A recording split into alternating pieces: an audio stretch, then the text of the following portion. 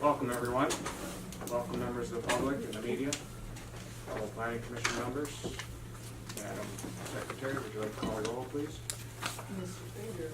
Here. Mr. Duda. Here. Mr. Heck, absent. Mr. Heck is excused. Okay. Mr. Ballinger. Here. Mr. McLean. Here. Mr. Tenbush. Here. Mr. Ty. Mr. Ty is also excused. And Mr. Walker. Here. Good. Are there any declarations of amendments to our agenda tonight?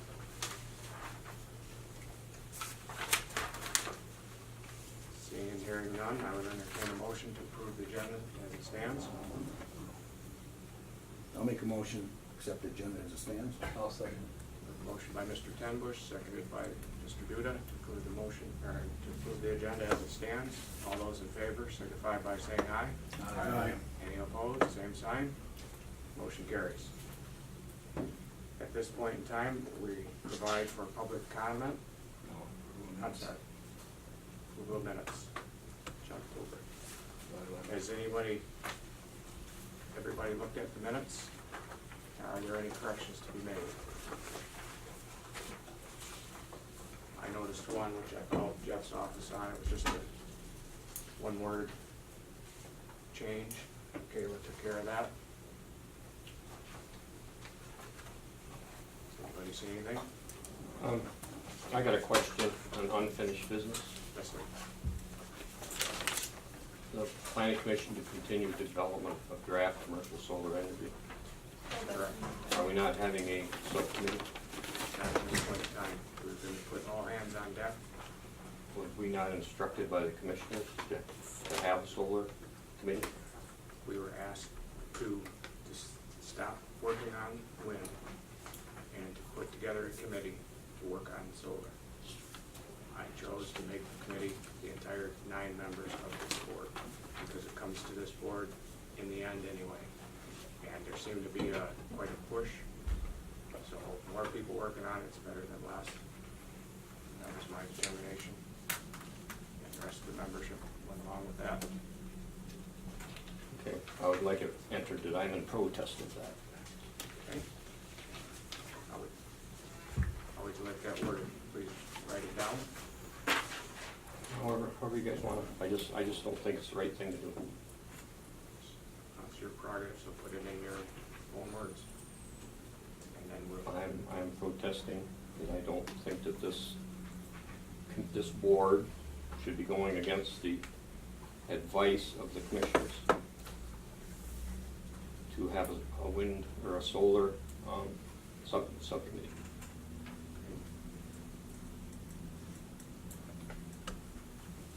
Does the membership want to? I realize I wasn't here for the discussion, but the way I understood it, we were supposed to form a subcommittee. How do the rest of the members feel? I guess I don't know what the exact wording was of their directive. Just that, Like that. I don't think we need to make a big deal out of this. Yep.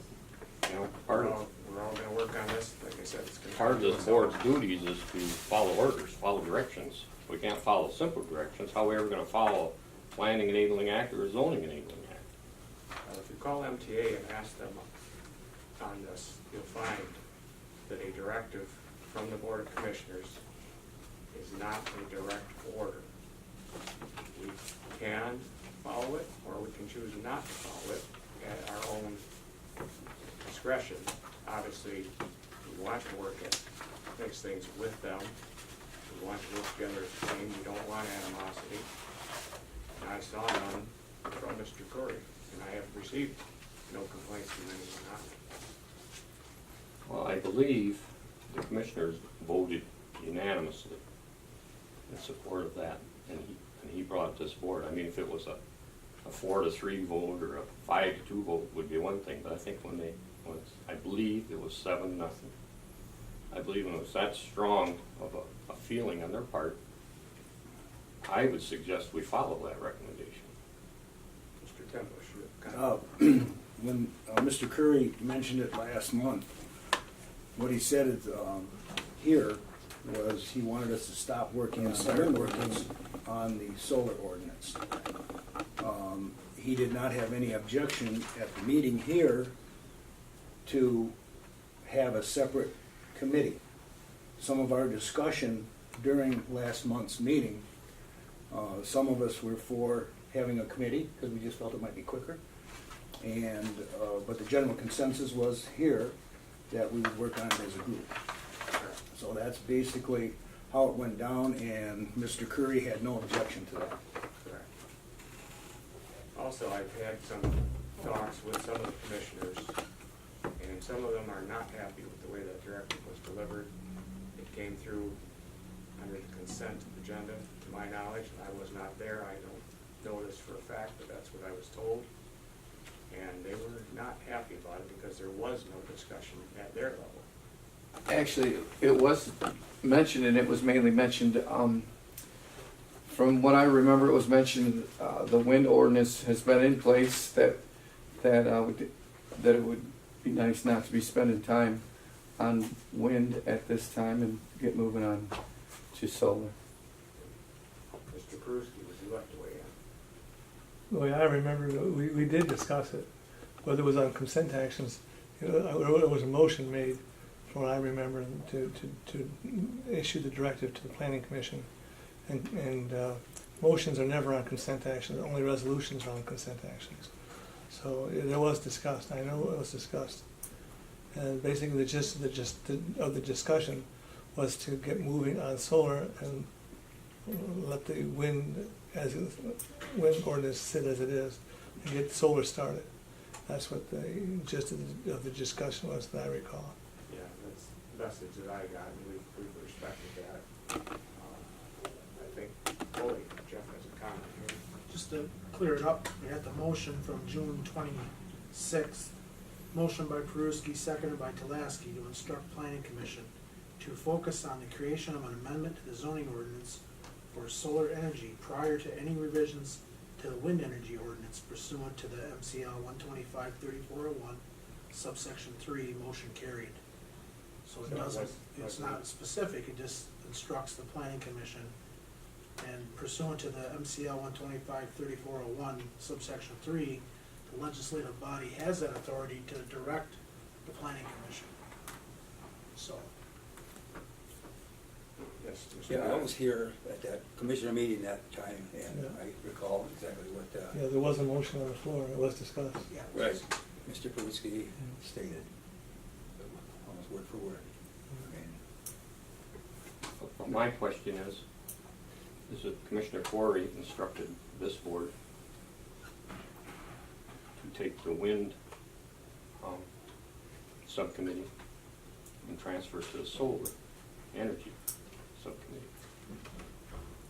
That's why I might, Okay. and I feel we're not doing that. That's your prerogative. Like I said, I'd like you to give us the verbiage if you want to add this into the minutes. I think Julie's probably got it already. Yeah. I've got your words as fast as I can. Okay. Anybody else have any comments on this? Any corrections, amendments to the minutes? Seeing and hearing no others, I entertain a motion to approve the minutes with the correction for Mr. Krager to enter his protest. Well, then you can use the old motion, We'll just put it under this month's because minutes. he wasn't even at the last meeting, so how would it go in minutes? Well, But it was discussed at the meeting prior to that. So would it go in this month's meeting? That would make sense to me. Saying he's protesting these minutes at this point in time, so if the board as a whole, planning commission as a whole, wants to agree with that and amend these to include that, that's up to this board. I think they should be amended. Bernie, you were absent at this meeting. So Yeah. how can we put that Bernie said something there when he wasn't there? That's why I'm saying it's at the discretion of the I entire think it planning should be commission. part of this month's This minutes. month's meeting, that he commented on last month. I would concur with that. Yeah. Is that satisfactory with you? Yeah. Okay, that's the way we'll proceed with it then.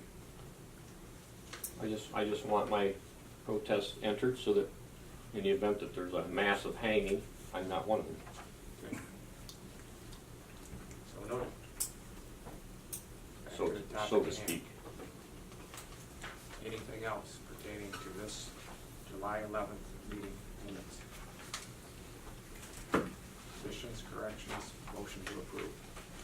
Any choices? I move to approve. Motion by Bennett to approve, seconded by Ten Bush. All in favor, signify by saying aye. Aye. Motion carries.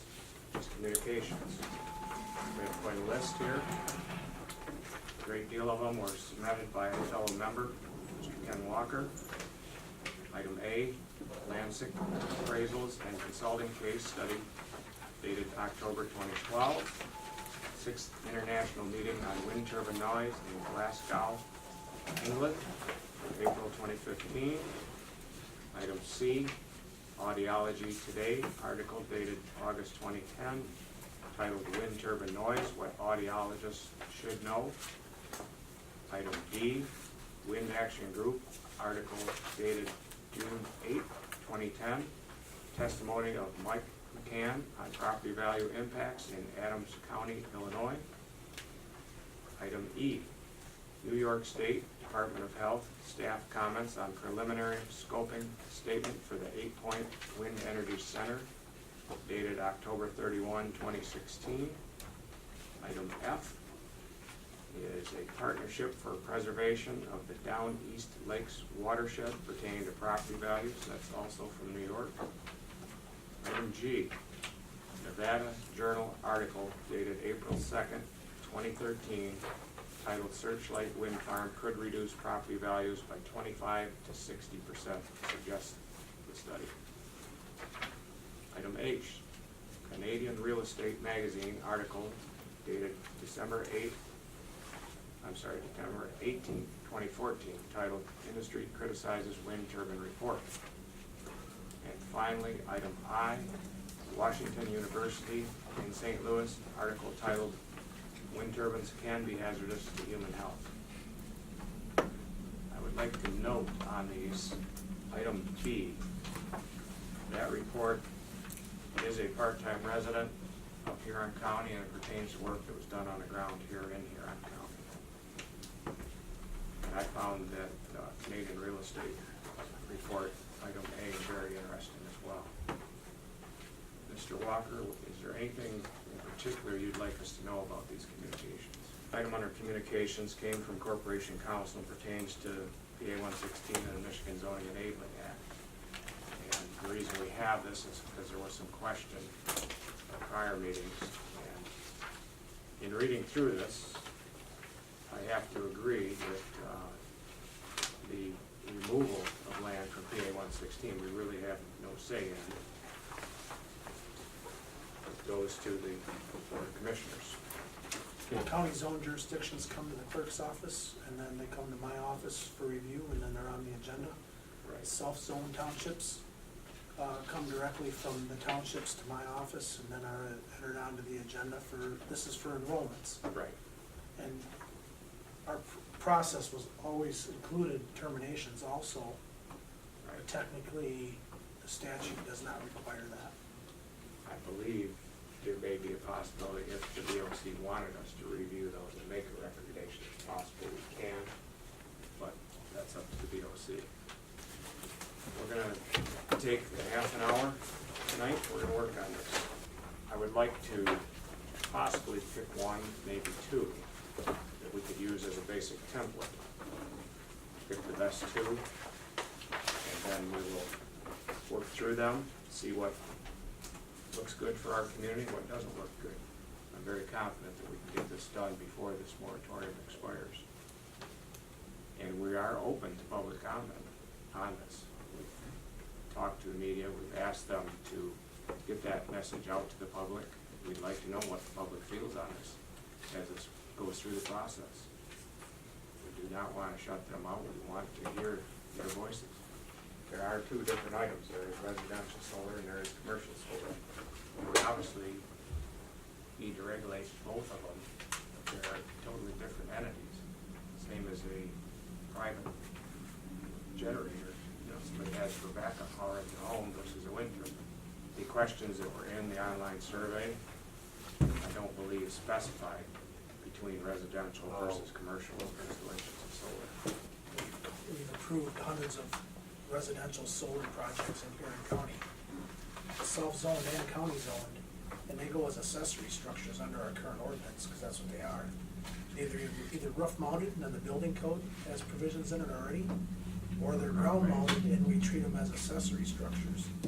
Just as a 10 by 12 garden shed or so we've approved ground mounted on-site private solar arrays as accessory structures because they're accessory to that person's dwelling. We've approved rooftop solars as the building code, because we have to talk about the weighting and the design, the fire codes. There's different codes on top of the building too to follow. That's regulated to the building code. Now, our solar moratorium is specific to only commercial scale.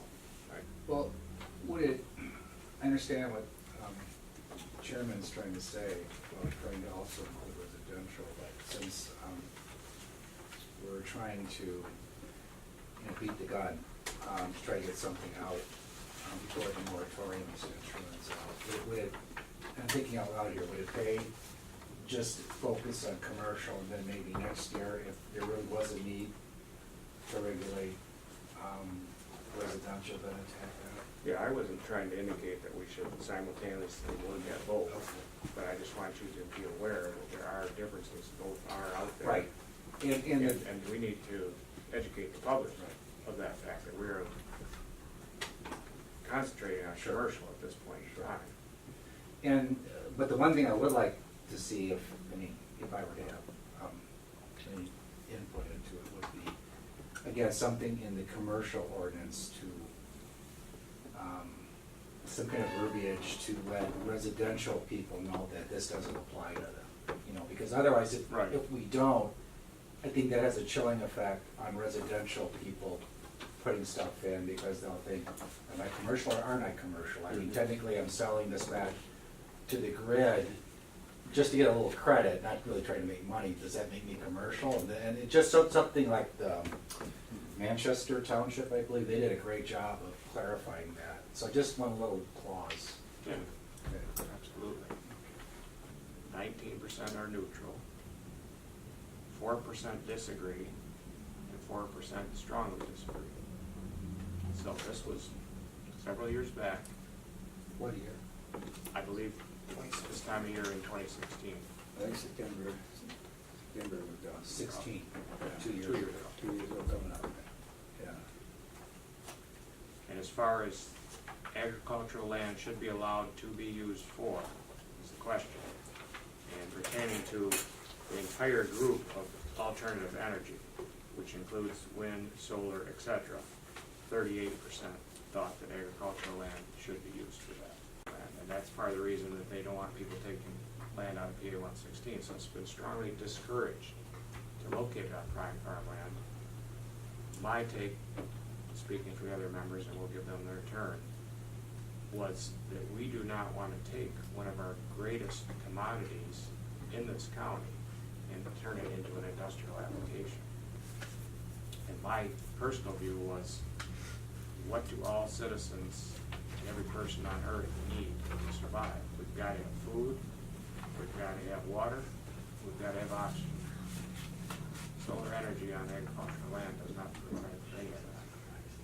So, It's something, again, this is coming from the solar farm people that were at the last meeting, so it's probably biased, I get that. But one of them said there is limited possibilities for growing crops on lands with solar panels. And again, maybe they're, excuse my language, full of it, but they were talking in particular, again, this is really picky, people who, collect honey. The bees pollinate crops that can actually grow under the panels, and that might be very limited. But who knows, maybe Huron County could become the honey producer of Michigan, but. solar honey specialist. Yeah, but anyway, assuming they're correct, it's not totally lost to agriculture. No, absolutely not. So, that means we'd have to eat a lot of honey.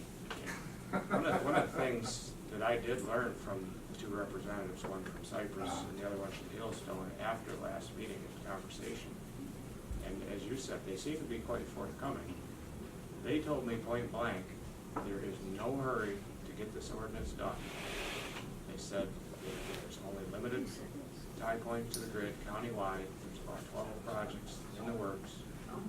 And one of our energy suppliers is actively blocking them access to the tie points. They expect it to be tied up in court for a year and a half to 2 years. So they stress that. Do your due diligence, take your time. There's no panic. Yes. September 10th until October 17th, the survey was available, Of 2016. Fall And of 2016. 1,241 people responded. 1240 responded. So that was just under 2 years ago. I mean, isn't it safe to say that, as far as solar is concerned, opinions haven't changed that much? I mean, that's up to you to try to decipher that. I couldn't speak for the people. Yes, Mr. Walker.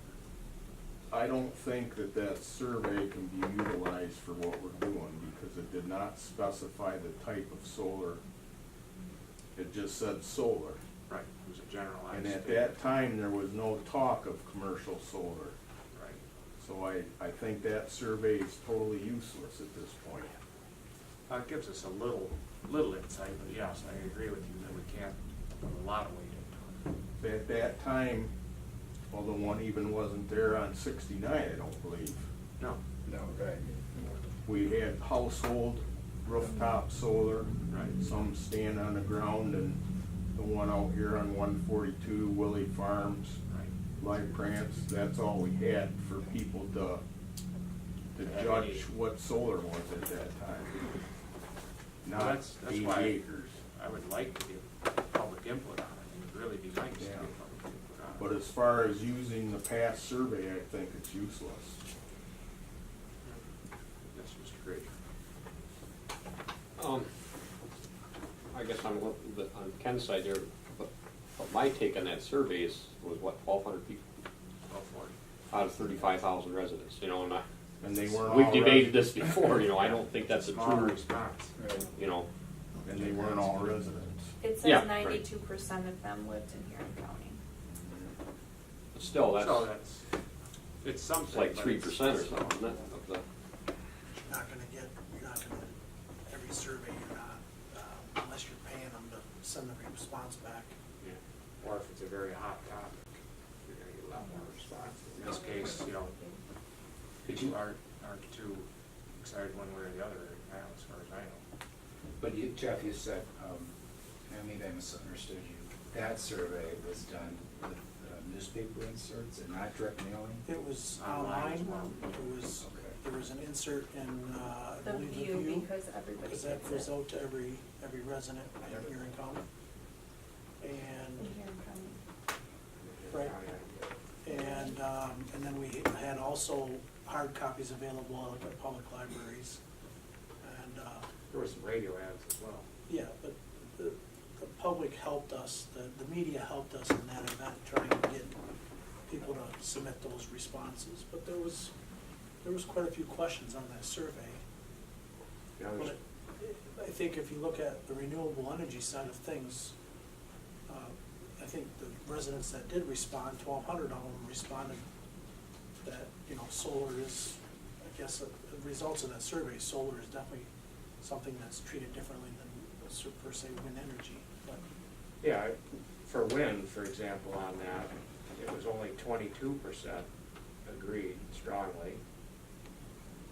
21% agreed, 18% were neutral, 14 disagreed, and 39% strongly disagreed. Again, just throwing this out loud, since the Board of Commissioners would have to bear this cost, should we see if they want to? Oh, yeah. and who's gonna tally all the results? You, Mr. Chair, hold on a minute here. Mr. Miller. I have a suggestion for you. Yes, sir. As part of your hazard mitigation plan, you have very appropriate questions. You could add those in. as a part of that, and that's gonna be a survey that's gonna go out to business and to a whole lot of places too, so I think it would be more than appropriate to be included into that. So if you choose to do it through that process, it would save everybody money. Yes. When will What that go would the out? timing be on? As soon as we get rolling along with that, after the October kicked off and all that stuff, and as a part of that, so it would be appropriate to be a question to kind of be included in that. And moving forward, regardless of what the total public comment's going to be, Right, there's other things that we can tweak, say for instance, they say they want no setbacks, right to my line fence. Well, if the majority says that, then we can always tweak the ordinance to accommodate whatever we've written, we can change it. Almost every one of them had a tidbit of good information, every one of them did. And those are the ones you should maybe circle and pull out, rather than just say, well, okay, we're gonna eliminate everybody. I would caution against that, because there are some Right. good ones in every one of them. Some of them were just weak, just period, they were weak. But even in them, there was a couple of things that you could glean from it, so. Would you be able to do some research and update it on your chart here for us at the next meeting as to what type of community each ordinance came from, whether it was very rural, semi-rural, or somewhat urban? Yes, and I will put that right underneath township or county, whether or not it's rural or urban. And as far as these that we have here to work from, if you know of others or see others or come up with others in the meantime, bring them to our attention. Several items in it you like, don't be afraid to bring it in.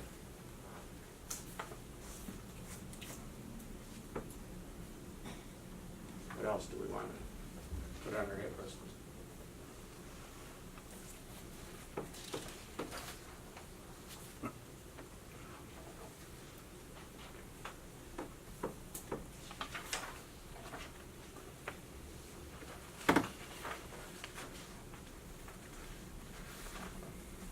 Keep in mind, as I said before, that Mr. Curry's wishes were to be mindful of the small parcel owner.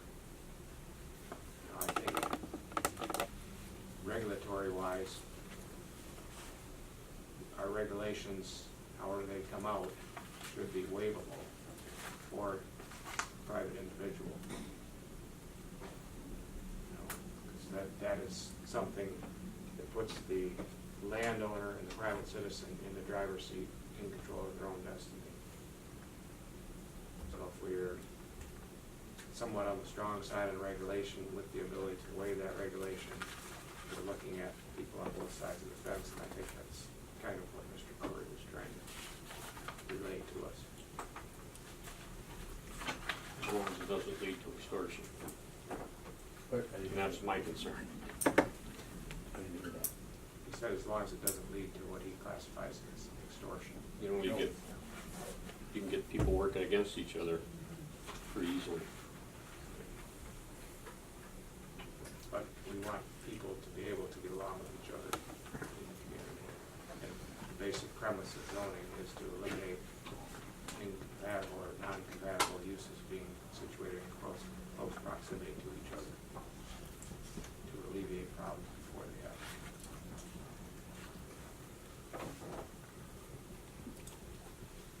All right, we're about at the half-an-hour interval on this. Any other suggestions or ideas?